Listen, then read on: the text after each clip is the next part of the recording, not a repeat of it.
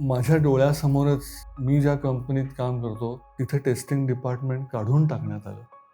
कारण का आता टेस्टिंग ऑटोमेशन इतकं जोरात व्हायला लागलंय. जसं ChatGPT हे ओपन एआयचं आहे, तसंच क्लॉड हे अँथ्रोपिकचं आहे. Claude.ai म्हटलं की ChatGPT सारखं एक टेक्स्ट बॉक्स येतो आणि तिथे तुम्ही प्रश्नोत्तर करू शकता. नुसतं त्याला सांगायचं की बाबा रे असं मला ॲप बनवून दे, मला 4 गोष्टी अशा दे, हे असं दे, असं दे. तो करूनच देतो आणि ते चालतं. तर तेव्हा श्रीधर वेंबूंची कॉमेंट अशी होती की those who are just coding they should look for another livelihood. हे जे क्लॉड कोवर्क आलेलं आहे त्याच्यामुळं भारतात कोणत्या नोकऱ्या जातील, कोणत्या नोकऱ्या सेफ आहेत आणि कुणी आज बाकीचे जातात तर तुम्ही सुपात आहात. जी लोक असं बाहेर असलेलं कामच इथं करताय, जिथे सॅम्पल्स अवेलेबल आहेत, तर त्या लोकांना नक्की धोका आहे. आपण फक्त इंजिनिअरिंगचा विचार केला तर त्यातले 10% पण एम्प्लॉयबल नसतात. त्यांचं पुढे काय, एआय असू दे नसू दे, इथंच मोठा प्रश्न आहे. 10-12 वर्षाचा एक्सपिरियन्स झाला आहे बी करून आल्यानंतर. आत्ता मी माझं करिअर AI प्रूफ करण्यासाठी काय करायचं? एआय आल्यामुळे मशीन लर्निंग करण्यासाठी माणसं, डीप लर्निंग करण्यासाठी माणसं, एजंटिक एआय बनवण्यासाठी माणसं, ही सगळी माणसं लागणारच आहेत. आता जे फ्रेशर बाहेर पडतील ते सॉफ्टवेअर इंजिनियर 1 पण नसणार आहेत, 2 पण नसणार, डायरेक्टली लीड म्हणून जाणार आहेत. कारण का कोड हा ChatGPT देणार आहे तुम्हाला.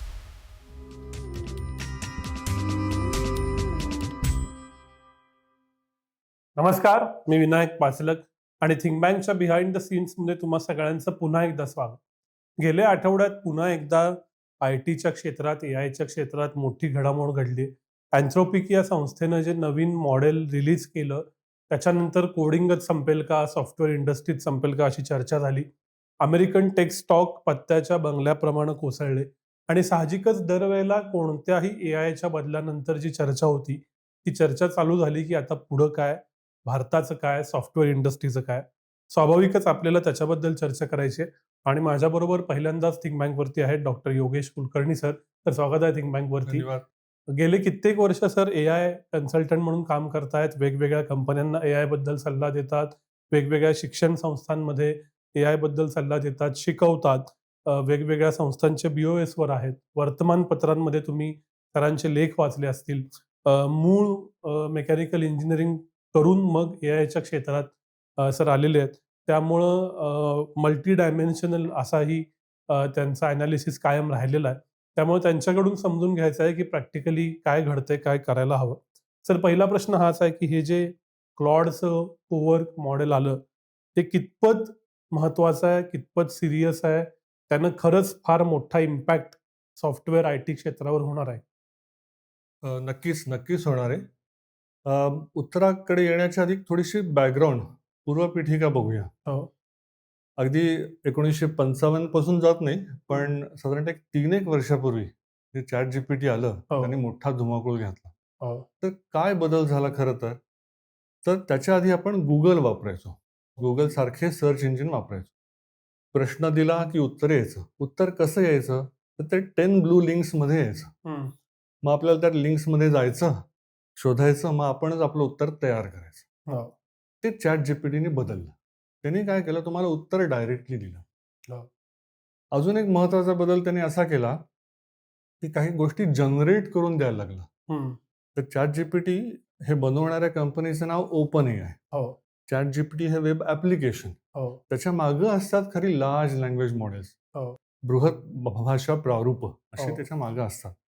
तर ती जनरेटिव्ह प्री ट्रेन ट्रान्सफॉर्मर म्हणजे जनरेट करणारी मॉडेल्स आहेत. तर त्यांनी कविता लिहिणे, ईमेल्स लिहिणे असं त्यांनी सुरू केलं. त्यामुळे Googleचा इरा आणि आता ChatGPTचा इरा असं एक मोठं डिव्हिजन पडलं. आता ही मॉडेल्स तेव्हा ॲन्सरिंग मॉडेल्स होती. म्हणजे प्रश्नाला उत्तर देणे. कविता लिहून दे म्हणजे कविता लिहून देणे. अशाच पद्धतीची होती. त्याला आपण ॲन्सरिंग मॉडेल्स म्हणूया. पण एवढ्याच पुरती मॉडेल्स नाहीयेत. वेगवेगळ्या प्रकारची मॉडेल्स आहेत. तर ती कशी आपण बघूया आणि मग शेवटी तुमच्या हो. उत्तराकडे येऊया.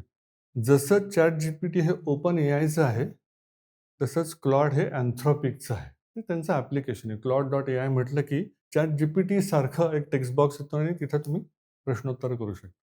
त्याच्याही मागे ॲन्सरिंग मॉडेल आहे. पण मॉडेलचे वेगळे प्रकार नंतर बदलत गेले. आता हे ॲन्सरिंग मॉडेल नंतर रिझनिंग मॉडेल्स आली. तुम्ही आता ChatGPTत पाहाल, की तिथे थिंकिंग मोड असतो, कधी-कधी रिसर्च मोड असतो. तो जर ऑन केलात, तर ते थिंकिंग मॉडेल येतं, रिझनिंग मॉडेल येतं. त्यात फरक असा झाला, की ते उत्तरापर्यंत कसं आलं, हे पण सांगायला लागलं. त्याचं logic, step by step logic पण सांगायला लागलं. म्हणजे आधी ॲन्सरिंग मॉडेल्स, नंतर रिझनिंग मॉडेल्स आली आणि नंतर अजून पॉप्युलर झाली कोडिंग मॉडेल्स. हं. कोडिंग मॉडेल्स मात्र फारच सुपिरियर ठरली. तुम्ही सांगाल तो प्रोग्राम लिहून द्यायला लागली वगैरे, वगैरे. GitHub Copilot फार पॉप्युलर झालं. तसंच या क्षेत्रात माझ्या मते Anthropicची कोडिंग मॉडेल्स फार भारी पडली. हं. मग त्यांनी त्याचं एक प्रॉडक्ट आणलं, Claude CLI. बरं. Claude command line interface. Command line interface म्हणजे काय? आता जे माझ्या कालची लोकं आहेत त्यांना आठवत असेल पूर्वी प्रोग्रामिंग पण IDE म्हणजे इंटिग्रेटेड डेव्हलपमेंट एन्व्हायर्नमेंट असं विंडो येऊन त्यात फाईल आहे, मेनू आहे असं होत नसायचं. तर एक टर्मिनल विंडो यायची. त्यातच तुम्ही व्ही-आयमध्ये प्रोग्राम करायचा, तिथेच कंपाईल करायचा. काही व्हिज्युअल नव्हतं. त्याला कमांड लाईन इंटरफेस म्हणतात. मग आता हे विंडोजमध्ये तुम्ही CMD टाइप केलत, की जे येतं ती कमांड विंडो, ती कमांड विंडो. ते त्यांनी ते एन्व्हायर्नमेंट आणलं आणि मागं सगळी कोडिंगची पॉवर दिली. म्हणजे तुम्ही तुमच्या कोड बेसमध्ये ती कमांड उघडायची आणि मग म्हणायचं, "मला हे क्लास लिहून दे, हा इंटरफेस लिहून दे, मला हा डायलॉग बॉक्स लिहून दे." असं सगळं तुम्ही करू शकायचं. एक्स्ट्रीमली पॉवरफुल आणि इतकं ते पॉप्युलर झालं. पण त्यात एक महत्त्वाची गोष्ट राहिली, तर म्हणजे ते फक्त टेक्निकल लोकांसाठी राहिलं. कारण का तो CL आहे. कोण आता कमांड लाईन इंटरफेसमध्ये कमांड्स देतं? कोणी हो. देत नाही. फक्त टेक्निकल लोकं आणि जुन्या काळची लोकं कमांड लाईन प्रिफर करतात. मग त्यांनी आणलं क्लॉड कोवर्क. त्याला इंटरफेस दिला, वेब ॲप दिला. तिथे मात्र मग सामान्य जनांसाठी ती क्लॉड कोड सारखी पॉवर आता सगळ्यांना वापरण्यासाठी उपलब्ध झाली. तिथं काय करू शकता तुम्ही? ॲन्सरिंग वगैरे तर करू शकता, पण ते एजंटिक पण आहे. त्याला काही टूल्स अवेलेबल आहेत. तुम्ही वेब API कॉल करू शकता, इकडनं माहिती आणू शकता, तिकडनं 4 गोष्टी आणू शकता आणि मग उत्तर तयार करू शकता. तर मग हे क्लॉड कोवर्क चांगलंच पॉप्युलर झालं. त्याच्यानंतर अजून एक गोष्ट झाली, तर त्यांनी त्यात प्लगिन्स आणले. तर प्लगिन्स म्हणजे काय? प्लगिन्स म्हणजे खरं तर छोटी-छोटी ॲप्लिकेशन्स असतात. तुम्ही कदाचित ब्राउझरमधले प्लगिन्स पाहिले असतील.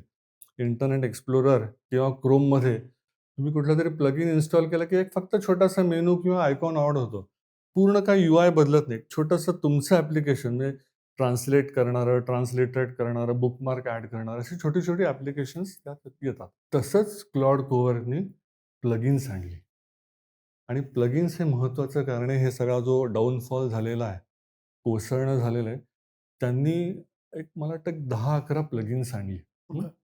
त्यातलं जो कळीचं प्लगिन होतं, ज्याने हे सगळं पत्त्याचा बंगला पडला, ते म्हणजे लीगल AI प्लगिन. अच्छा. म्हणजे मार्केटिंग प्लगिन वगैरे बाकीचे प्लगिन्स पण आहेत. तर ते प्लगिन क्लॉड कोवर्कमध्ये येतं. हं. हं. त्याचा महत्त्वाचा उद्देश काय? तर कॉन्ट्रॅक्ट्स म्हणजे करार तपासणे. लीगल AI कायदेविषयक जे काही करार असतात, ते तपासून देणे. म्हणजे कसं? एखाद्या कंपनीमध्ये जनरली प्लेबुक्स असतात. म्हणजे नियमावली असते, की बाबा रे 1,00,000च्या वरचं जर कॉन्ट्रॅक्ट असेल, करार असेल, तर हे 4 अप्रूव्हर्स पाहिजेत. संमती देणारी लोकं पाहिजेत. असा माझाच रूल आहे माझ्या कंपनीचा.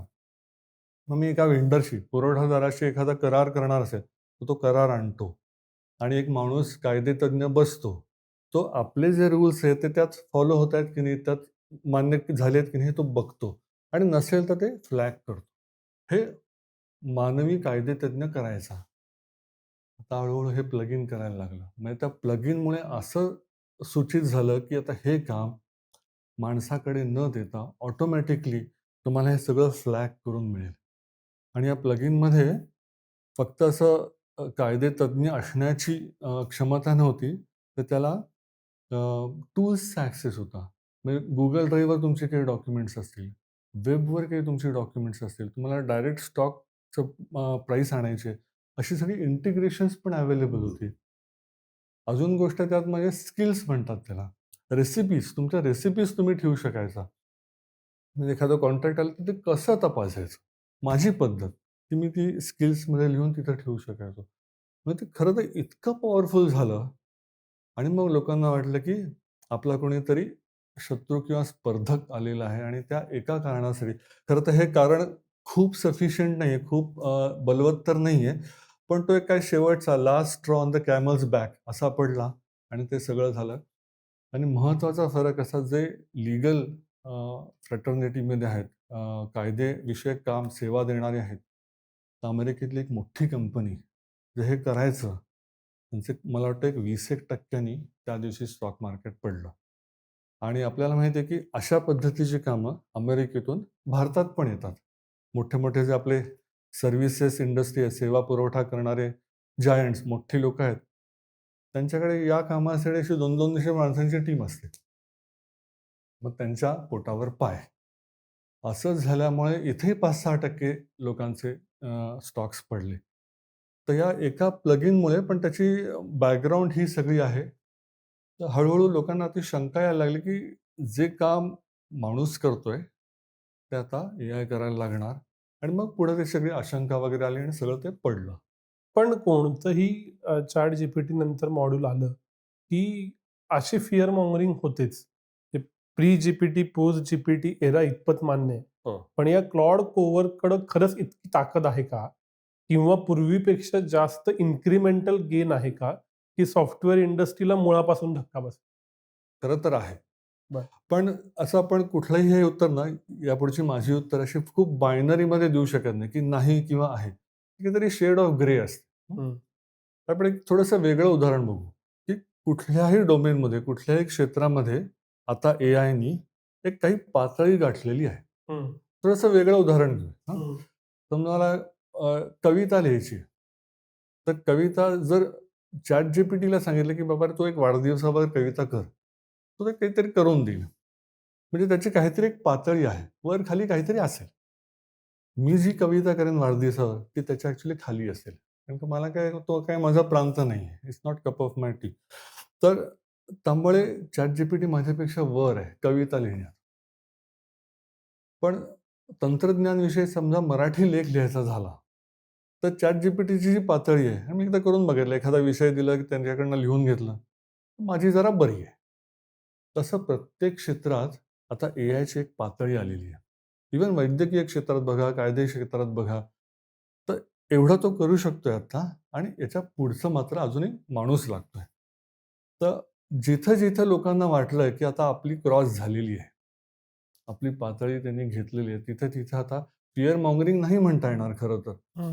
आता काही जण आपल्याकडचे जे कोडिंग करतात, ते तुम्ही बघितलं तर तुम्हाला नक्कीच वाटेल, की नक्कीच एआय बरं करेल. असे आहेत आपल्याकडे उदाहरणं अनेक. तर त्यामुळे तसं व्यक्तिसापेक्ष असलं, तरी काही प्रमाणात आता प्रत्येक क्षेत्रात, प्रत्येक म्हणजे बऱ्याच क्षेत्रात एआयची एक पातळी आलेली आहे. त्याच्या खाली आपण असेल तर धोका नक्की आहे. वर असेल तर धोका नाही, अजून तरी. कोणत्या क्षेत्रात नक्की धोका आहे आणि कोणत्या क्षेत्रात अजून धोका यायला वेळ आहे? अशी सुदैवाने अजून तरी बरीच क्षेत्र आहेत, की जिथं अजून धोका नाही.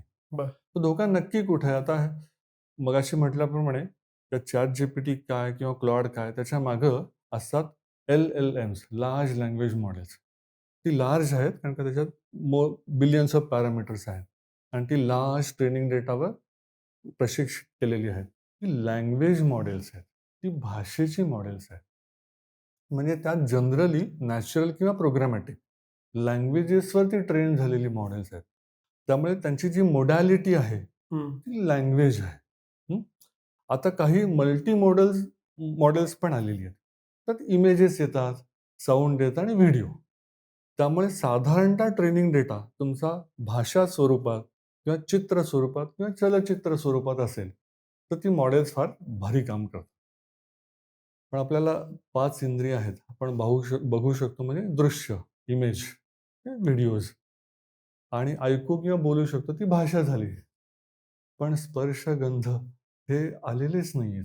त्याचा ट्रेनिंग डेटा नाहीच आहे. त्यामुळे जोपर्यंत त्या गोष्टी सेन्सरने कॅप्चर होऊन तो डेटामध्ये जाऊन त्याचे मॉडेल बनवून ते गंध इमिट करायला जोपर्यंत लागत नाही, तोपर्यंत वी आर ओके. हं. तसंच अजून अनेक क्षेत्र आहेत, जिथं अजून तरी ही एल-एल-एम्स पोहोचलेली नाही. माझा स्वतःचा आवडीचा विषय ज्यात मी पहिले 30-25 वर्ष काम केलं, ते म्हणजे जॉमेट्रिक मॉडेलिंग. जॉमेट्री म्हणजे शेप्स. शेप्स अजूनही एआयमध्ये आलेले नाहीत. साधं उदाहरण घेऊया आपण. तुम्ही समजा त्याला सांगितलत, की "बाबा रे तू मला एक हत्तीचं मॉडेल बनवून दे." तर तो हत्तीचं चित्र बनवून देईल. हं. हत्ती हलतोय असा व्हिडिओ बनवून देईल. पण हत्तीचं 3D मॉडेल बनवून देईल का? अजून खूप भारी नाही, पण हळू होतंय ते. हत्तीचं मॉडेल म्हणजे काय? तर त्याचा शेप असलेलं 3D मॉडेल ज्याला मी असं विचारू शकतो, की तुझा व्हॉल्यूम काय? तुझा सरफेस एरिया काय? हे चित्र नाहीये, हे आभासी चित्र नाहीये. हे हं. खरं मॉडेल आहे, जे मी नंतर कुठल्यातरी फाईलमध्ये सेव्ह करून त्याचा 3D प्रिंट करू शकतो का?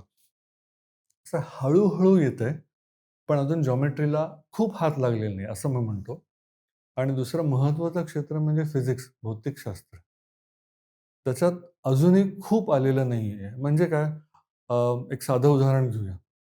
आपण लेगो ब्लॉक्सनी असं इमारती वगैरे बनवतो. एक असा पिरॅमिड बनवतो. तर समजा तुम्ही असं इमारत किंवा पिरॅमिड बनवलात. असं त्याला सांगितलं, की "बरं अशी पिरॅमिड बनव किंवा असं कॅसल बनव किंवा राजवाडा बनव." आणि त्याला सांगितलं, की "हा 3ऱ्या नंबरचा लेगो आहे ना, तो काढ." हं. हे प्रॉम्प्टमध्येच सांगितलं. तर तुम्हाला वाटतं का, की तो बरोबर काढून ती वीट हलल्यानंतर काय पडेल फिजिक्सच्या अनुसार हे तो करू शकेल? एकदा करून बघा.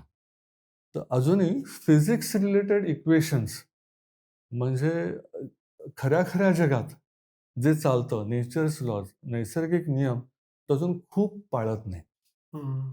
पण तसा करण्याचा प्रयत्न चालू आहे. त्याला वर्ल्ड मॉडेल्स म्हणतात. बरं. तर ते स्टॅनफर्डच्या ज्या फेफे ली म्हणून आहेत संशोधक आणि मेटा आणि Facebookचे यान लकुन. आता ते Facebookमध्ये नाही आहेत. त्यांनी रिसेंटली सोडलेलं आहे. तर त्यांचा हा प्रयत्न आहे, की आपल्याला समहाऊ वर्ल्ड मॉडेल्स ज्याला जॉमेट्री आणि space aware, physics aware models बनवता येतील का? त्यामुळे ते जोपर्यंत होत नाही, तोपर्यंत आपण ठीक-ठाक आहोत. हं. मूळ परत मी त्याच मुद्द्यावर येतो, की हे जे क्लॉड कोवर्क आलेलं आहे, त्याच्यामुळं भारतात कोणत्या नोकऱ्या जातील, कोणत्या नोकऱ्या सेफ आहेत आणि कुणी आज बाकीचे जातात तर तुम्ही सुपात आहात. तर आता थोडंसं मागे जाऊन मी एआयचे जॉब्स कुठल्या पद्धतीचे असतात असं एक थोडंसं विवरण करतो आणि मग त्याच्याने आपण जाऊया. तर एआयचे 3 प्रकारचे रोल्स असतात माझ्या मते किंवा त्या पद्धतीची लोकं असतात. एक वापरणारे युजर लेव्हल ते फक्त वापरतात, की बाबा रे मला हे उद्याचं प्रिडिक्शन करून पाहिजे, उद्याचा अंदाज करून पाहिजे, तर ते हे डेटा हा डेटा आहे, हे मॉडेल लावा आणि उत्तर द्या. जे सब्जेक्ट मॅटर एक्सपर्ट्स असतात ते युजर लेव्हल वापरकर्ते या पद्धतीचे असतात. दुसरा भाग झाला डेव्हलपर्स जे ॲप्लिकेशन्स बनवतात असे. मशीन लर्निंग, डीप लर्निंग म्हणजे ज्या PyTorch, TensorFlow, scikit-learn वगैरे लायब्ररीज वापरून हे ॲप्लिकेशन्स बनवतात ते डेव्हलपर्स. मोस्टली आपल्याकडचं जे एआय रिलेटेड काम येतं ते या पद्धतीचं येतं. आणि तिसरे रिसर्चर्स म्हणजे स्वतः हे त्याच्यामागचं मॅथेमॅटिक्स, त्याच्यामागची नवीन न्यूरल नेटवर्क आर्किटेक्चर्स बनवतात ते रिसर्चर्स लेव्हल. तर भारतात साधारणतः या लेव्हलचं पण काम खूप कमी म्हणायला हरकत नाही. तर मधल्या लेव्हलचं काम खूप येतं. त्यातही आता पाहिल्याप्रमाणे कोडिंगमध्ये म्हणजे जे डेव्हलपर लेव्हलसाठी कोडिंगमध्ये आता कोडिंग मॉडेलची सुपिरियरिटी जोरात झालेली आहे. तुम्ही स्वॅप फंक्शन लिहायला सांगणार असाल, बायनरी ट्री इन्व्हर्ट करायला सांगणार असाल, तर तो असं करून देईल. कारण का? त्याचे अनेक सॅम्पल्स ट्रेनिंग डेटामध्ये जगभरात अवेलेबल आहे, ते त्याला कळतच आहे. साधा यू-आय बनवायचा आहे Node.jsमध्ये Node.jsने पूर्ण पाईपलाईन बनवायची, फुल स्टॅक बनवायचं आहे. स्ट्रीमलीटमध्ये यू-आय बनवायचा आहे. तर असंख्य सॅम्पल्स त्याच्याकडे आहेत. तर तो लिलया हे करू शकतो. तर जी लोकं असं बाहेर असलेलं कामच इथं करतायत, ज्याचे सॅम्पल्स अवेलेबल आहेत, तर त्या लोकांना नक्की धोका आहे. म्हणजे साध्या भाषेत रिपिटिटिव्ह काम, म्हणजे डायलॉग बॉक्स बनवून दे, वेबसाईट बनवून दे, हे करून दे, त्या सारखी कामं ज्याला आपण एक्झिक्युशन म्हणूया, ती कामं नक्की जाणार आहेत. साध्या भाषेत सांगायचं झालं, तर आपल्याकडे जेव्हा माणूस ग्रॅज्युएट होतो, कॉम्प्युटर सायन्सचा किंवा आय-टीचा, तो सॉफ्टवेअर इंजिनिअर 1 म्हणून लागतो. मग एस-डब्ल्यू-2 म्हणून सॉफ्टवेअर इंजिनिअर 2 म्हणून होऊन जातो. मग लीड बनतो. हे पहिले दोघं कोडिंगचं काम करतात. लीड जे सांगेल तसं ते हाय लेव्हल डिझाइन वगैरे पाहून कोडिंग करतात.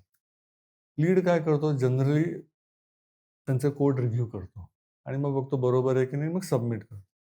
आता माझं असं मत आहे की आता जे फ्रेशर बाहेर पडतील, ते सॉफ्टवेअर इंजिनिअर 1 पण नसणार आहेत, 2 पण नसणार, डायरेक्टली लीड म्हणून जाणार आहेत. बरं. कारण का कोड हा ChatGPT देणार आहे तुम्हाला. तर तुम्ही या 2 लेव्हल्स स्किप करून डायरेक्टली तिसऱ्यामध्ये जाण्याची तुमची तयारी पाहिजे. मग त्या लेव्हलला काय चालतं? जो ChatGPTने लिहून दिलेला कोड, ChatGPT हे मी प्रातिनिधिक स्वरूपात म्हणतो, कुठल्याही कोडिंग मॉडेलने दिलेला कोड, तुम्हाला रिव्ह्यू करता आला पाहिजे. म्हणजे काय? तुम्हाला तो कळला पाहिजे. तो काय XYZ देईल, ते काही बरोबर नाही. तुम्ही त्यात तुमची महारत पाहिजे. तर तुम्हाला तो रिव्ह्यू करता येईल. प्लस सगळ्यात महत्त्वाचा स्किल जे अजूनही राहील, म्हणजे लीड एंड अबोव्ह. लीड मग असोसिएट आर्किटेक्ट, आर्किटेक्ट आणि प्रॉपर फेलोज वगैरे जे असतात, ते जॉब अजूनही राहतील कारण का ते सिस्टम डिझाइन करतात, की बाबा रे माझा डेटा असा आहे, माझी मागणी ही आहे, मग मला कुठले-कुठले मॉड्यूल्स लागतील. तर हे सगळं जे ऑर्केस्ट्रेशन असतं, म्हणजे एखादा म्युझिक ऑर्केस्ट्रा जसा चालतो किंवा रे 4 गोष्टी इकडनं आणा, मग त्याचं सोल्युशनिंग करा. एका प्रॉब्लेमसाठी उत्तर कसं निर्माण करायचं? माझ्याकडे असलेल्या गोष्टी वापरून लीड, आर्किटेक्ट आणि अबोव्ह हे जॉब मात्र अजूनही ऑटोमेट झाले असं वाटत नाही. एक छोटं उदाहरण म्हणजे आपल्याला सगळ्यांना माहिती असलेले Zohoचे सर्वेसर्वा श्रीधर वेंबू यांनी मागच्याच आठवड्यात एक ट्वीट केलेलं आहे. त्यांनी ॲक्चुअली कोणाचं तरी ट्वीट पाहिलं. त्या ट्वीटमध्ये असं लिहिलं होतं, की आम्ही एक भगवद्गीतेवर एक ॲप बनवलंय आणि मी एक लाईन ऑफ कोड पण लिहिलेला नाही. ज्याला हल्ली गुंडज भाषेत व्हाईब कोडिंग म्हणतात. नुसतं त्याला सांगायचं, की "बाबा रे, असं मला ॲप बनवून दे, मला 4 गोष्टी अशा दे, हे असं दे, असं दे." तो करूनच देतो आणि ते चालतं. तर तेव्हा श्रीधर वेंबूंची कॉमेंट अशी होती, की "those who are just coding, they should look for another livelihood." एवढा मोठा प्रथितयश माणूस, तो या क्षेत्रात 20-25 वर्ष आहे. त्यांचंही असेसमेंट हे जे सॉफ्टवेअर इंजिनिअर 1, SE1, SE2 या लेव्हल्स आता जाणार आहेत. 6 ते 12 महिने राहिलेत असं खूप मोठी लोकं सांगतायत. पण माझ्या मते लीड आणि अबोव्ह अजूनही राहिलेले आहेत कारण का त्यात बरेच non technical, human, cultural aspect, पुन्हा पैसे असं सगळे आस्पेक्ट येतात, जो माणूसच बघू शकतो अजून तरी असं वाटतं. तुम्ही व्हाईब कोडिंगचं उदाहरण दिलं. कित्येक नो कोड टूल आलेत. जर का मी माझी रिक्वायरमेंट माझ्या साध्या इंग्रजीमध्ये दिली आणि जर का ॲप बनणार असेल, तर SE1, SE2च्या वरच्या ज्या लेयर आहेत, की ज्या हाय लेव्हल डिझाइन करतात, डेटाबेस डिझाइन करतात, सिस्टम आर्किटेक्चर डिझाइन करतात, त्यांची तरी गरज का राहील आणि किती दिवस राहील? तर आपल्याला जे ॲप बनवणं आहे ना, त्या ॲप बनवणं आपण अगदी छोटं काम समजूया. त्याला काही असं खूप मोठं आर्किटेक्चर लागत नाही आणि त्यामुळेच वाइब कोडिंगनी या छोट्या पद्धतीची कामं सहज होऊ शकतात. पण एखादी मोठी सिस्टम बनवायची तुम्हाला, समजा आता GST सारखी सिस्टम बनवायची आहे. त्यासाठी हे वाइब कोडिंगचा काही उपयोग आहे का? 3 मिलियन लाईन्स ऑफ कोड असेल, तर तुम्ही काय करणार? तो त्याच्या कॉन्टेक्स्ट विंडोमध्ये पण बसणार नाही. त्यामुळे पण ही पातळी बदलत जाणार. आता तो ॲप्स बनवतोय. मग थोडंसं मिड लेव्हलचे पण बनवायला लागेल आणि कदाचित आपण असेपर्यंत तो कदाचित पूर्ण 3 मिलियन लाईन्स ऑफ कोड पण करू शकेल. पण आत्ता तरी हं. छोटी-छोटी ॲप्स बनवणे आणि वाइब कोडिंग खरं तर उपयोगाचं आहेच आहे. त्याने त्याला म्हणतात ना डेमोक्रेटायझेशन, सपाटीकरण झालेलं आहे. एखादा आयुर्वेदिक डॉक्टर ज्यांनी कदाचित प्रोग्रामिंग केलेलं नाही, तोही स्वतःसाठी एक छान नाडी संशोधनाचा ॲप बनवून घेऊ शकतो. त्यामुळे सर्वदूर पोहोचण्यासाठी व्हाईब कोडिंग महत्त्वाचंच आहे, पण त्याला ऑफकोर्स लिमिटेशन आहे. तुम्ही व्हाईब कोडिंगनी कोड करून घेताय, तो व्हाईब डिबगिंग करेल का? असा प्रश्न आलाच. हं. पण स्केलेबिलिटी आहे का त्याला? मग ते क्लाउडवर डिप्लॉय करून समजा 1,000,000 हिट्स होणार असतील, तर काय? तर अजून त्याला लांब आहे. पण त्याच्यातही कॉन्ट्ररी एक उदाहरण देतो. श्रीधर वेंबूंनीच मला वाटतं सांगितलंय. व्हाईब कोडिंगनी नुसतं सांगून एकाने पूर्ण सी कंपायलर कोड लिहून घेतलेला आहे. सी कंपायलर लिहिणं हे छोटी-मोठी गोष्ट म्हणजे अतिशय अवघड गोष्ट आहे.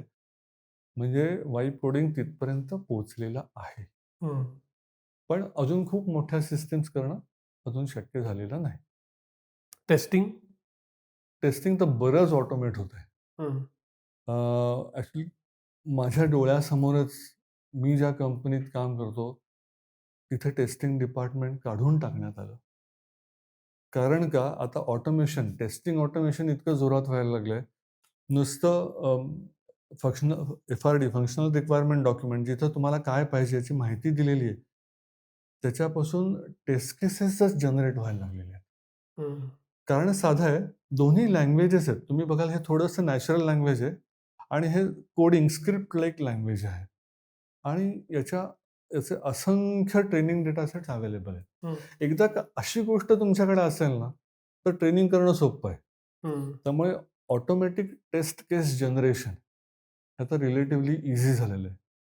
तरीही हे काय करेल, तो थोडासा कोड बघेल, म्हणजे एफ-आर-डी बघेल, त्याच्यातनं टेस्टिंग करेल. कदाचित नुसता कोड बेस दिला, तर त्याला लागणारे एज केसेस वगैरे पण तो करून टेस्ट केस बनवू शकेल. पण तरी थोडासा ह्युमन एलिमेंट माझ्या मते राहतोच.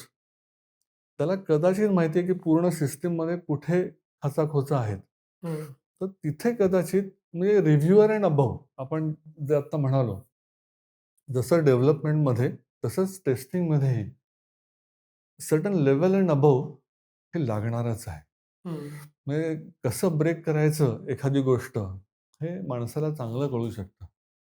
पण सगळीकडेच असं असतं, की कोणतंही नवीन तंत्रज्ञान आलं, की त्याच्याशी रिलेटेड नवीन जॉबसुद्धा तयार होतातच ना. तर मग आत्ता एआय आल्यानंतर एआयशी रिलेटेड नवीन जॉब, एआयशी रिलेटेड नवीन जॉब रोल, एआयशी रिलेटेड टेक्नॉलॉजी हे सगळं येत नाहीये का? आणि मग ही आत्ताचीच लोकं तिथं मायग्रेट होऊ शकत नाहीत? नक्कीच येतंय आणि ते आशादायक चित्र आहे. म्हणजे सगळंच काही नकारात्मक चित्र नाही, की माझे सगळे जॉब जातील. 2 पद्धतीने उत्तर देतो.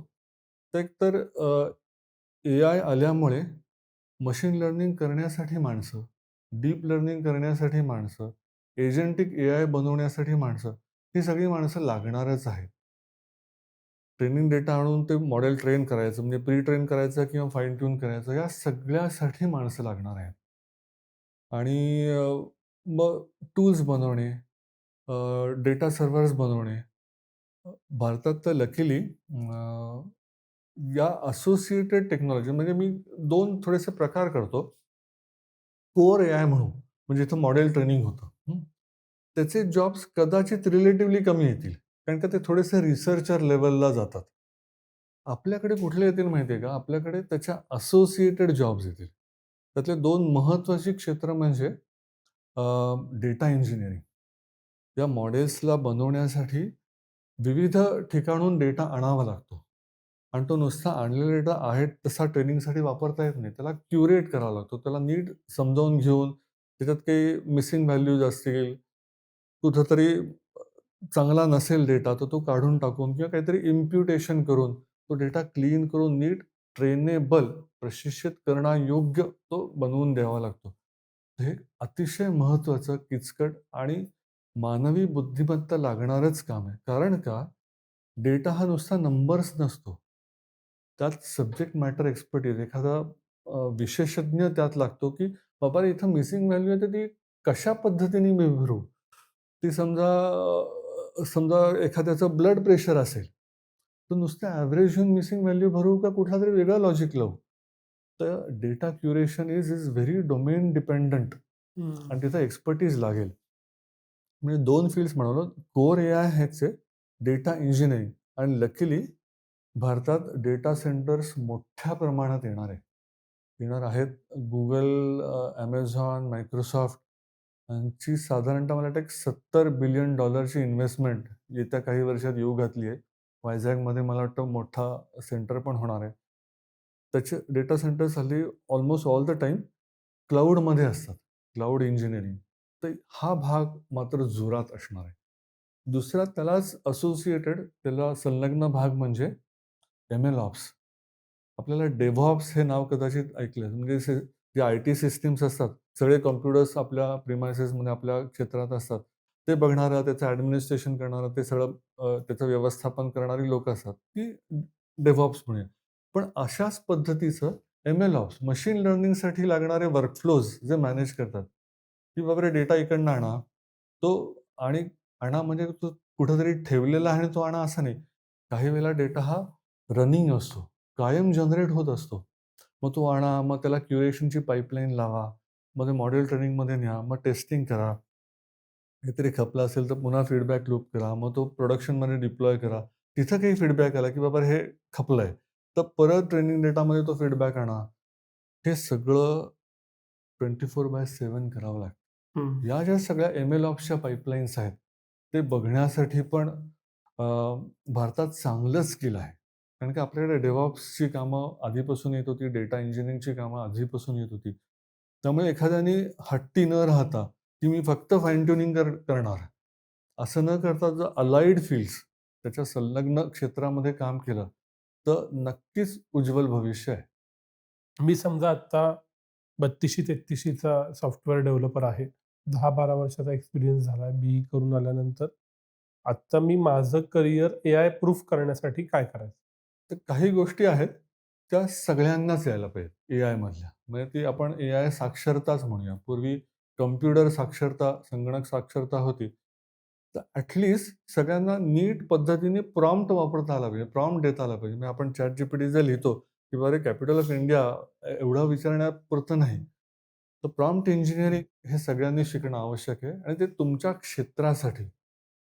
तर म्हणजे अगदी रिटायर्ड माणसं असू देत, आजी-आजोबा असू देत किंवा घरी काम करणाऱ्या होममेकर्स असू देत, सगळ्यांना प्रॉम्प्ट इंजिनिअरिंग वापरून एक चांगल्या पद्धतीने असा प्रॉम्प्ट द्यायचा, की मला अचूक उत्तर येईल. कारण का तो देताना कधी-कधी उत्तर असं भारंभार काहीतरी देत असतो. पण मला अचूक उत्तर देण्यासाठी ते प्रॉम्प्ट इंजिनिअरिंग सगळ्यांनी शिकलं पाहिजे.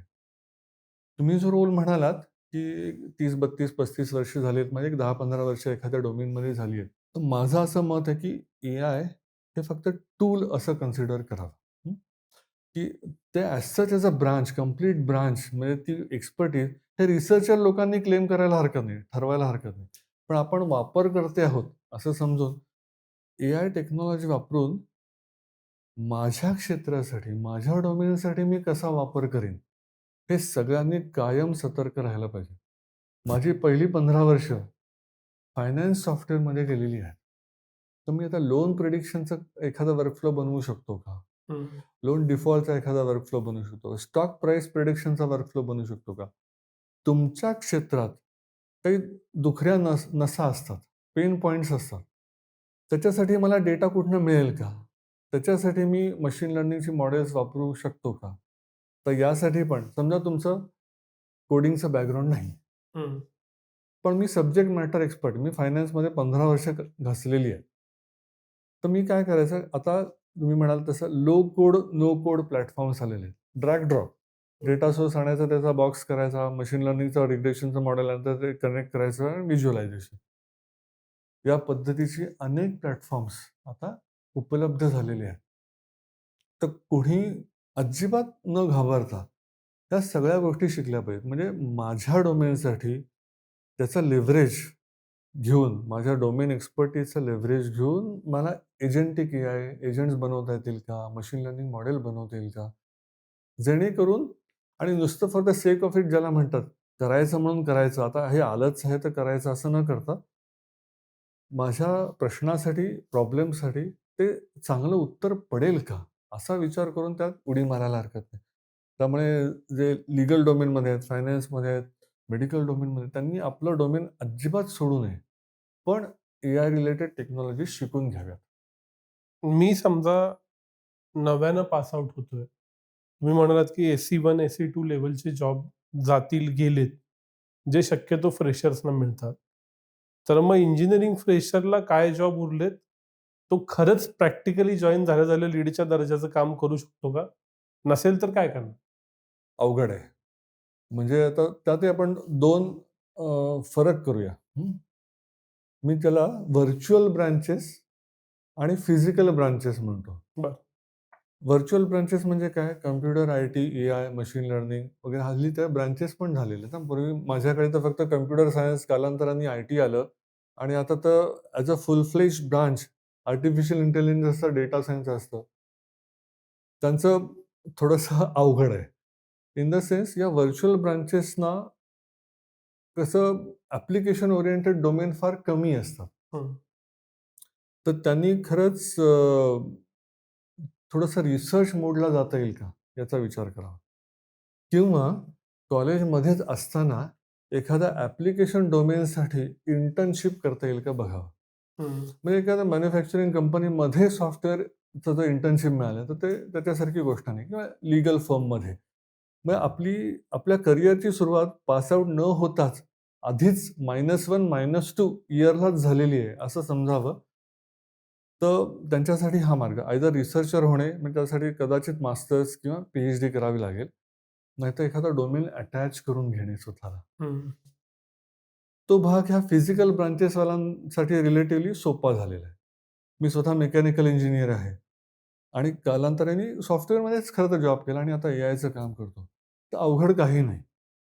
तर मेकॅनिकल इंजिनिअरिंगसाठी जर सॉफ्टवेअर करायचं झालं, तर तो आपला डोमेन सोडायचा नाही. त्याच्यासाठी आता एआय टेक्निक्स पण वापरायला लागली. तर माझं साधारणतः लोकांना असं म्हणणं राहील, की आपलं डोमेन सोडू नका. सो धिस हं. Is your career. कालांतराने 20 वर्ष झाल्यानंतर कदाचित बदलावं लागेल. म्हणजे तुम्ही थिअरॉटिकली फॉर्मली शिकलेला आहात.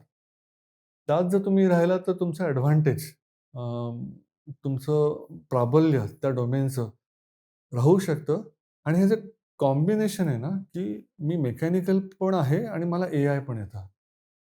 विनायक इलेक्ट्रॉनिक्स पण आहेत आणि त्यांना एआय येतं. याचा फायदा कुठं होतो? याचा फायदा होतो त्या डोमेनमध्ये ॲप्लिकेशन्स बनवायला. आता माझ्याकडे मी जी कन्सल्टन्सी करतो, तर मॅन्युफॅक्चरिंगसाठी करतो. मॅन्युफॅक्चरिंगमध्ये एखादा शेप दिला, तर त्यात होल्स शोधायचं असं ऑटोमॅटिक एआय रिलेटेड सॉफ्टवेअर बनवता येईल का? आधी हे काम हाताने चालायचं. त्या ठिकाणी गंमत काय होते, आता नुसता एआय येणारा माणूस, त्याला मॅन्युफॅक्चरिंग, होल, मिलिंग हे इथपासूनच तयारी सगळी.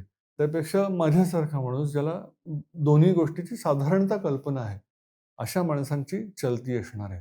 हं. त्यामुळे domain plus AI is the combination. अजून स्पष्ट प्रश्न, की जी मुलं आत्ता इंजिनिअरिंगला आहेत आणि जी ही एआय, एम-एल, डी-एस यातली डिग्री घेणार आहेत, त्यांना जॉब मिळणार का? नसेल तर मिळवण्यासाठी त्यांनी काय करायचं? जॉब मिळणं हळू अवघड होत जाणार आहे. फक्त एआय, एम-एल मध्येच आम्ही कोर जॉब करणार असं म्हटलं तर. पण तुम्ही थोडेसे लवचिक असाल, फ्लेक्सिबल असाल आणि तुम्ही मगाशी म्हटल्याप्रमाणे तुम्ही एम-एल ऑप्स पण करायला तयार आहात. डेटा इंजिनिअरिंग करायला तयार आहात. थोडंसं तुम्हाला गणिती प्रॉवेस असेल, मॅथेमॅटिकल प्रॉवेस असेल, तर तुम्ही रिसर्च ओरिएंटेड असाल, तर अजूनच चांगलं. मग तुम्ही मास्टर्स करून एखाद्या स्पेसिफिक एआयच्या पाथमध्ये समजा रिइन्फोर्समेंट लर्निंगमध्ये तुमचं मास्टर्स आहे, नंतर पी-एच-डी आहे. मग तर ॲक्चुअली नॉर्मल लोकांपेक्षा तुमची चलती जास्त आहे. तुम्हाला हं. पगार जास्त, तुम्हाला लोकं पायघड्या घालून बोलवतील. पण तो पाथ काही जणांसाठीच आहे. Research oriented path. पण शक्य नक्कीच आहे. त्यामुळे एआयमध्ये जे आत्ता आहेत, जे ग्रॅज्युएट होणार आहेत, त्यांनी एक तर जसं म्हटल्याप्रमाणे एखाद्या डोमेनचं नॉलेज घेता येईल का बघायचं. इंटर्नशिप किंवा सरळ फ्रेशर म्हणून कुठल्यातरी स्टार्टअपमध्ये जॉइन व्हायचं. समजा हेल्थकेअरचं स्टार्टअप आहे. Nothing like it. तुम्हाला हेल्थकेअरचं पण नॉलेज येईल, एआय पण वापरता येईल आणि नाहीतर ही अलाइड फील्ड्स हं. याच्यामध्ये नक्की जाऊ शकता. असं म्हणतात, की शेवटी एआय हे टूल आहे. पण विचार मात्र आपल्यालाच करायचा आहे. So coding is gone but thinking is on. तर खरंच विचार करायचं काम माणसाकडे उरलंय का? ते कायमस्वरूपी माणसाकडेच राहणार का? का इव्हेंच्युअली एआय विचार पण करेल? एआय विचार करायला ऑलरेडी लागलेला आहे. आपण थोडंसं मागे गेलो, तर जे पहिली औद्योगिक क्रांती झाली, इंडस्ट्रियल रिव्होल्यूशन, जेव्हा ते वाफेचं इंजिन आलं, स्टीम इंजिन आलं. त्यांनी काय ऑटोमेट केलं, काय स्वयंचलन केलं? तर त्यांनी माणसाची जी शक्ती आहे, हातातली शक्ती, ती त्यांनी काढून घेतली. आता फक्त बटन दाबलं, की ते मोटर चालते. म्हणजे ते हाताने करावी लागत नाही.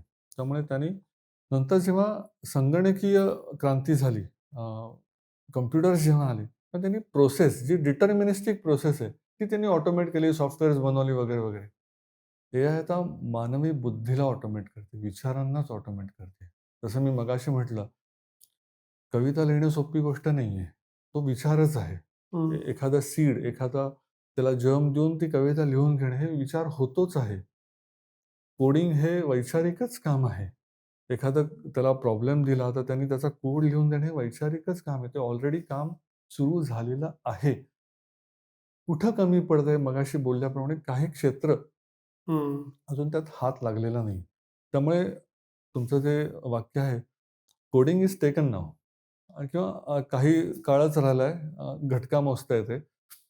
पण थिंकिंग आता थिंकिंग वेगवेगळ्या प्रकारचं असतं. आता क्रिएटिव्ह थिंकिंग पण आधी वाटलं होतं, की बाबा क्रिएटिव्ह जॉब्स राहतील. पण तसंही नाही. आता लोकं छान-छान चित्र बनवायला लागलेली आहेत, कविता लिहायला लागलेली आहेत.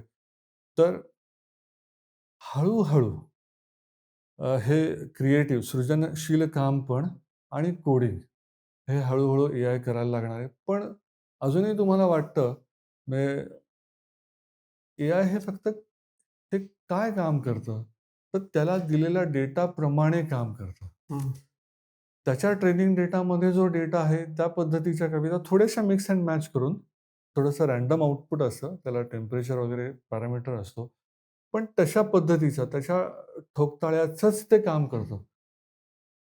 अगदीच वेगळं, हं. जगावेगळं काम, हे फक्त माणसाला शक्य आहे. आणि मगाशी सांगितल्याप्रमाणे काही इंद्रिय अजूनही डेटामध्ये आलेली नाहीयेत. त्यांचं सेन्सिंग. बरं. त्यामुळे तो सांस्कृतिक भाग, आपली विरासत हे अजूनही डेटात खूपसं आलेलं नाहीये. त्यामुळे ज्या ठिकाणी या पद्धतीच्या इनपुटची गरज आहे, ते अजूनही मानवी हातात राहणार आहे. नेट बघायला गेलं तर एआयमुळं आलेले जॉब आणि एआयमुळं जाणारे जॉब याचा भारतात गुणोत्तर काय राहील? तसं विषम आहे. म्हणजे एआयचं जाऊ दे. आता अनेक सर्व्हे झालेले आहेत आणि अनेक मोठे लोकं म्हणून गेलेले आहेत, की भारतात जे आपण फक्त इंजिनिअरिंगचा विचार केला, तर त्यातले 10% पण एम्प्लॉयबल नसतात. काही लोकं 50%, 80% पण 90% एम्प्लॉयबल नसतात. म्हणजे त्यांचं पुढे काय? एआय असू दे, नसू दे. इथंच मोठा प्रश्न आहे. हं. आपलं शिक्षण खूपच वेगळ्या पद्धतीचं आणि तसं म्हणायला गेलं तर सुमार दर्जाचं झालेलं आहे. हं. काही अपवाद आहेतच आहेत. त्यामुळे इथंच पहिला घाव पडलेला आहे. एआयमुळे ही ही ॲक्सेंच्युएट झालेलं आहे. हे अतिशय मोठं झालेलं आहे. कारण का ज्या हुशार माणसांना चांगल्या अमेरिकेत जॉब लागणार होते कोडिंगचे, तेही आता जायला लागलेले आहेत. त्यामुळे शिक्षण पद्धतीत आमूलाग्र बदल म्हणजे ज्याला प्रॅक्टिकल ओरिएंटेशन, स्किल्स डेव्हलपमेंट आणि जे आता सरकारने धोरण आणलेलं आहे एन-ई-पी, त्यानुसार जर काम झालं, तर मात्र हे चित्र बदलू शकतं. त्यामुळे येणारी पिढी रोजगारक्षम बनवायची म्हणजे काय फक्त सरकारी नोकरी लागेल असं नाही. विविध क्षेत्रात आपल्याकडे असंख्य समस्या आहेत. ते करण्यासाठी एआय शिकून, सॉफ्टवेअर शिकून किंवा इतर पद्धतीने जर कोणी सोल्युशन देतील, तर एवढं मोठं मार्केट, एवढा मोठा बाजार आपल्याकडे आहे. तर ती क्षमता मात्र आपल्याकडे यायला पाहिजे. माझं पाल्य समजा 10वी-12वी ला आहे आणि मी त्याच्या करिअरचा विचार करतोय. अशा पालकांना तुम्ही काय सांगाल? कोणत्या क्षेत्रात गेलं पाहिजे? कोणत्या क्षेत्रात करिअर केलं, तर आजपासून 4, 5, 6 वर्षानं जेव्हा केव्हा त्या मुलाची, मुलीची डिग्री पूर्ण होईल, तेव्हा त्याला चांगले दिवस असतील?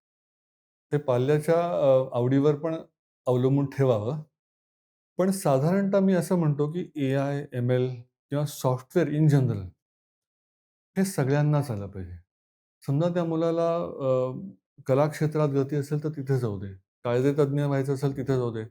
वैद्यकीय क्षेत्रात जायचं तिथं जाऊ दे. ॲक्चुअली तिथे जाऊ दे म्हणजे तुमचं डोमेन बिल्ड होईल. अगदीच इंजिनिअरिंगमध्ये जायचं झालं, तर फिजिकल ब्रांचेस ज्याला मी म्हटलं, म्हणजे मेकॅनिकल, यंत्र अभियांत्रिकी असू दे, इलेक्ट्रिकल असू दे, इलेक्ट्रॉनिक्स असू दे, सिव्हिल, मेटलर्जी यांना मोठा स्कोप असणार आहे. तर यासाठी जरूर प्रयत्न करावा. हं, बेसिक सायन्सेस लोकल हे काही ग्लॅमरपासून जरा दूर गेलेलं आहे. फिजिक्स, केमिस्ट्री, मॅथेमॅटिक्स, बायोलॉजी हं, याला माझ्या मते खरंच मरण नाहीये. तुम्ही त्यात जर करियर केली, बी-एस-सी, एम-एस-सी, आयसर सारख्या संस्थांमधनं जर काम केलं, तर एवढा मोठा स्कोप आहे. कारण का मगाशी म्हटल्याप्रमाणे ती सॉर्ट ऑफ अजून अनटच्ड त्याला अजून स्पर्श यायचा कमी झालेला आहे. हं, तर त्या क्षेत्रात मात्र माणसांनी नक्की जावं. हं, हं, हं. पण एआय प्रत्येकाला आलं पाहिजे असं तुम्ही म्हणता. म्हणजे नक्की काय झालं पाहिजे? काय आलं पाहिजे? मगाशी सांगितल्याप्रमाणे 3 लेव्हल्स असतात. एक युजर लेव्हल, एक डेव्हलपर लेव्हल आणि एक रिसर्चर लेव्हल. समजा आता मी कायदेमधला माणूस आहे. लीगल एक्सपर्टीज आहे माझ्याकडे. मला एखादं कॉन्ट्रॅक्ट बनवायचं आहे. तर मी पुन्हा त्याला प्रेसिडन्स म्हणतात. पूर्वीच्या लीगल केसेस म्हणजे पूर्वीची कॉन्ट्रॅक्ट्स बघणे, त्या पद्धतीची बघणे, हे सगळं तुम्ही काय फोल्डरमध्ये वाचत बसणार का? त्याला ऑटोमेशन आलं पाहिजे. हं. मग रिट्रीव्हल ऑगमेंटेड जनरेशन सारख्या नवीन अप्रोचेस आलेले आहेत. म्हणजे माझं जे कॉन्ट्रॅक्ट मला समजा एक रेंट कॉन्ट्रॅक्ट बनवायचं आहे. तर त्याच्यासाठीची बाबा रे आधीची किती कॉन्ट्रॅक्ट झाली 2 बीएचकेसाठी हे तुम्हाला ऑटोमॅटिकली एआयने आणून देऊ शकतं. मग त्याला हं. कुठले प्रॉम्प्ट्स लागतील? मग माझी रिपॉझिटरी एखाद्या Google ड्राईव्हवर आहे. ती कशी कनेक्ट करायची? हे अगदीच low code, no code platform आणि क्लॉडवर्क सारख्या लीगल प्लगिननी पण करता येऊ शकतं. त्यामुळे एआय वापरण्याचा हा अर्थ आहे. तुमच्या कामासाठी किती ऑटोमेशन तुम्ही आणाल आणि तुमचा भार कमी करू शकाल हे तुम्ही बघितलं पाहिजे. आत्ता जर का मला एआयच्या या सगळ्या काय गदारोळात म्हणूया किंवा ट्रेंडमध्ये म्हणूया, स्वतःला टिकवून ठेवायचं आहे. मी विद्यार्थी असेन, मी मिड करियर प्रोफेशनल असेन, मी अर्ली करियर प्रोफेशनल असेन, तर कोणते स्किल्स माझ्याकडे असायला पाहिजेत असं तुम्हाला वाटतं? मगाशी सांगितल्याप्रमाणे प्रॉम्प्ट इंजिनिअरिंग सगळ्यांना यायला पाहिजे. त्यातला हं. थोडासा ठोकताळा सांगतो म्हणजे अगदीच हे खूप खूप मोठं फील्ड आहे प्रॉम्प्ट इंजिनिअरिंग आणि तसेच नवीन रोल्स आता येत चालले आणि चांगले पैसे देणारे रोल्स येत चाललेत. तर एखादा प्रॉम्प्ट देताना तू आपणच मॉडेलला सांगायचं की बाबा रे तू जेनेटिक्समध्ये हं. एक्सपर्ट आहेस आणि तू कोणासाठी उत्तर देतोयस? तर विद्यार्थ्यांसाठी उत्तर देतोयस. तर कॉन्टेक्स्ट काय? की बाबा रे या प्रकारच्या प्राण्यांच्या जेनेटिक्सचा मी अभ्यास करतोय. म्हणजे त्याला रोल, ऑडियन्स, कॉन्टेक्स्ट आणि मग माझा प्रश्न. असं जर त्याला सांगितलं तर तो अचूक उत्तर देऊ शकतो. म्हणजे साध्या-साध्या गोष्टींमध्ये या प्रकारचं त्याला इलॅबोरेटली सांगितलं. नीट असं विस्तार करून सांगितलं, पण असं नीट सायंटिफिकली शास्त्रीयदृष्ट्या सांगितलं, तर तुम्हाला उत्तरं चांगली मिळतात. हं. त्यामुळे अगदीच काही नाही जमलं, तरी प्रॉम्प्ट इंजिनिअरिंग आलं पाहिजे. थोडंसं तुम्हाला वरचं काम करायचं झालं, हे low code, no code platforms वापरता आले पाहिजे. त्याला कोडिंग लागत नाही. तुम्ही ऑलरेडी जर सॉफ्टवेअर इंजिनिअर असाल, तर मग क्लाउडवर जे अनेक प्लॅटफॉर्म्स आहेत, त्याला थोडंसं कोडिंग लागतं किंवा व्हाईब कोडिंग. हं. असं करून म्हणजे वेगवेगळ्या पातळ्यांवर तुम्ही काम करू शकता. एआयचं स्वतःचं सोशल मीडिया नेटवर्क निघालंय, मोल्डबुक त्याची चर्चा आहे. अशी वेळ जवळ आली आहे का, की माणसाकडं जो एआयचा कंट्रोल आहे, तो निघून जाईल? तोही कंट्रोल आपल्याच हातात आहे खरं तर. हं. हां, म्हणजे आपण त्याला कंट्रोल द्यायचा की नाही हे आपल्या हातात आहेच आहे. त्याचं मोल्डबुक आलेलं आहे. तो खरं तर एक काय म्हणतात एक एक्सपेरिमेंटच म्हणूया आपण. मोल्डबुक लोकांना माहिती नसेल तर असं एजंट लोकांचंच एक सोशल मीडिया नेटवर्क बनलेलं आहे आणि तेच आपापसात बोलतात आणि ते माणसांना येऊन देत नाहीत. असं त्यांनी माणसांना वाळीत टाकल्यासारखं केलेलं आहे. त्याचा धोका कधी निर्माण होईल माहिती आहे का? जेव्हा एजंटिक एआयचे म्हणजे थोडासा फरक सांगतो. आपण जे ChatGPT सारखी लार्ज लँग्वेज मॉडेल्स वापरतो, तिथे काय होतं तुम्ही प्रश्न दिला की उत्तर येतं. एवढंच. म्हणजे मला मनालीला ट्रिपला जायचं आहे. आमच्या कुटुंबात 4 लोकं आहेत. अ, माझं बजेट एवढं आहे. असं सांगितलं की तो चांगलाच 5 दिवसाचा प्लॅन देतो. एजंट आणि यात फरक काय? यात महत्त्वाचे 3 फरक आहेत. एजंट म्हणजे हे फक्त उत्तर देत नाही, तर ते एक्झिक्यूट करायला पण मदत करतो. म्हणजे ॲक्शन. तर त्याच्याकडे एल-एल-एम, लार्ज लँग्वेज मॉडेल हे ब्रेन तर असतंच, हे सगळं बनवण्यासाठी. प्लस त्याच्याकडे असतं टूल्स म्हणजे संसाधनं. हं. म्हणजे कसं, मला 4 दिवसाचं हॉटेलचं बुकिंग आहे. त्या हॉटेलच्या बुकिंगचं ए-पी-आय म्हणजे त्याची क्वेरी तो टाकू शकतो. डायरेक्टली बाबा हे 4 दिवसाचं बुकिंग मला करून आणून दे. विमानाचं बुकिंग, रेल्वेचं बुकिंग सगळे तो करून आणून देऊ शकतो. म्हणजे ॲक्शन. हं. एल-एल-एम आणि एजंट यात महत्त्वाचा फरक आहे ॲक्शन. आणि ऑफकोर्स यात लूप असतो. जोपर्यंत तुम्हाला ठीक वाटत नाही, तोपर्यंत तो काम करत राहतो. आता एजंटमध्ये ऑटोनॉमसनेस, स्वयंचलनाच्या पण डिग्रीज आहेत. म्हणजे हं. पातळ्या आहेत. एका एजंटला सगळंच सांगावं लागतं. मग तो थोडंसं करतो. आणि सगळ्यात ऑटोनॉमस, पूर्ण स्वयंचलन करणारा, त्याला सांगितलं की तो सगळंच करून आणतो. आपल्याकडे साधारणतः मधल्या पातळीवरचे एजंट्स आहेत. पण ह्याचा ऑटोनॉमसनेस असा वाढेल, की त्याला ते सगळंच करता येईल. साधं उदाहरण घ्यायचं झालं तर आपण ऑटोनॉमस कारचं उदाहरण घेऊ शकतो. सध्या हो. आपण नॉर्मल कार चालवतो. काही देशांमध्ये क्रूज कंट्रोल मोड असतो. समजा रस्ता सरळ असेल तर आपण क्रूज ऑन करायचं आणि आपण शांतपणे बघत बसायचं. अजून एक गोष्ट आली आहे, की आता बऱ्यापैकी ऑटोनॉमस कार्स लॉस एंजेल्समध्ये वगैरे चालताना दिसतात. पण तेही काही ठिकाणी जरा गडबडू शकतात. पण फुल्ली ऑटोनॉमस म्हणजे तोच ठरवेल, की बाबा रे तुम्हाला इथनं इथं जायचंय, तर मी घेऊन जातो तुम्हाला. तर या ज्या पातळ्या आहेत, तसं जर एजंट करायला लागला, हं, आणि एजंटला एखाद्या अ, पाताळयंत्री माणसाने काहीतरी सूचना दिली, प्रॉम्प्ट दिला आणि त्याच्याकडे ती टूल्स पण आहेत, की जो तो एखाद्याचा डेटाबेस उडवू शकतो. एखाद्याचं लॉगिंग बंद करू शकतो आणि एखाद्या वेपन सिस्टमला कमांड देण्याची पण त्याच्याकडे जर पॉवर असेल, तर मात्र सगळीकडे हाहाकार होऊ शकतो. त्यामुळे जोपर्यंत हा कंट्रोल अजूनही माणसाच्या हातात आहे, ते बटन अजून माणसाच्या हातात आहे, तोपर्यंत ठीक आहे. पण काही घटना नक्कीच झालेल्या आहेत, की ज्यांनी सगळं उडवलेलं आहे. डेटाबेस वगैरे, लोकल फाइल्स, तर याची झलक मिळायला लागलेली आहे. शेवटचा प्रश्न. हे सगळं एआय विषयी चर्चा करत असताना, भारतात एक असाही वर्ग आहे, की जो अजूनही .NETवर चालतो. हां. ज्यांच्याकडचे सॉफ्टवेअर अजूनही लोकल सर्व्हर बेस्ड आहेत. काहींकडे Cचे प्रोग्राम आहेत. तर भारत हा एवढा मोठा देश असताना, जिथं वेगवेगळ्या शतकात, दशकात लोकं राहतात असं मानतात. खरंच मी क्लॉड कोवर येईल म्हणून नोकरी जाईल म्हणून टेक इंडस्ट्री बदलेल म्हणून घाबरावं? का एका विशिष्ट वर्गात हे सगळं बदलेल, पण बाकीच्यांसाठी अजून .NET खपेल, अजून React खपेल आणि मला कुठं ना कुठेतरी नोकरी मिळत राहील. काय विचार करावा? आपल्याकडे जसं तुम्ही म्हणालात, ती सगळ्या शतकातली माणसं राहतात. ज्यांना कॉम्प्युटरचा गंध नाही, त्यांनी तो पाहिलेला नाही, अशी पण माणसं आहेत. आपल्याकडे ना मेंटेनन्सचे जॉब्स खूप येतात. हं. कारण काय लेगसी सिस्टम असतात, जुन्या काळातल्या सिस्टम्स असतात आणि त्या चालवाव्या लागतात कारण का त्या चालतात. कोणी ही माझी सिस्टम चालवली आहे 20 वर्षापूर्वीची आणि आता नवीन काहीतरी एक पायथन म्हणून काहीतरी गोष्ट आलेली. मी सगळं कसं मायग्रेट करणार? ते शक्यच नाही. जे चाललंय ते ठेविले तेचे अनंताची राहावे, चित्ती असू द्यावे समाधान. कारण काय रिस्क खूप मोठी आहे. त्यामुळे त्या प्रकारचे मेंटेनन्सचे जॉब हे राहणार जोपर्यंत याला कंप्लीटली वाइप आउट काढून टाकणार एखाद नवीन सिस्टम, नवीन अप्रोच जोपर्यंत येत नाही, तोपर्यंत जे चालू आहे ते चालू आहे. पण ते किती दिवस चालणार? म्हणजे ती सिस्टम खरंच बदलणारं एखादं नवीन ऑटोमेशन आलं, नवीन चिपच आली, तर तुम्ही गेलात ना. म्हणजे जसं तुम्हाला आठवतंय ते Y2Kचा प्रॉब्लेम होता. आपल्या भारतातल्या बऱ्याच मध्यमवर्गाचं कल्याण झालं त्यामुळे. पण तो प्रॉब्लेम संपला. लकीली भारतीय लोकं खूप हुशार आहेत. त्यांनी अडॉप्ट केलं. मग सॉफ्टवेअर सर्व्हिसेसचे जॉब्स केले. तशी संधी मिळाली तर छानच आहे. त्यामुळे हे जे .NETवाले सो कॉल्ड लोकं आहेत, त्यांनी मेंटेनन्सचं काम जोपर्यंत येतंय तोपर्यंत येतंय. समजा त्या पॅरेंट कंपनीने वेगळी सिस्टम आणली, तर तुमच्याकडे जर ओघ कमी झाला, तर मात्र विचार करावा लागेल. किती वेगात एआय, क्लॉड कोवर्क भारतातल्या सॉफ्टवेअर क्षेत्राला टेक ओव्हर करेल? पूर्णपणे टेक ओव्हर करेल? भारतात हा वेग कमी असेल माझ्या मते.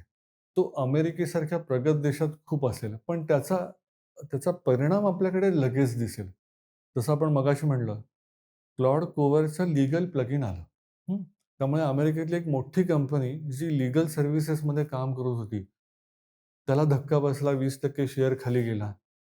म्हणजे काय झालं, आता त्या कंपनीकडे ज्या लीगल सर्व्हिसेस येतात, त्याचं त्याचं कामच कमी झालं. आता त्याच्याकडचं काम झालं, आढ्यातच नाही तर पोढ्यात कुठून येणार? मग इथं येणारं कामही कमी झालं. पण इथं कदाचित मेंटेनन्स, रिव्ह्यूची कामं वगैरे येतील. त्यामुळे आपल्याकडे जरा कमी पडला.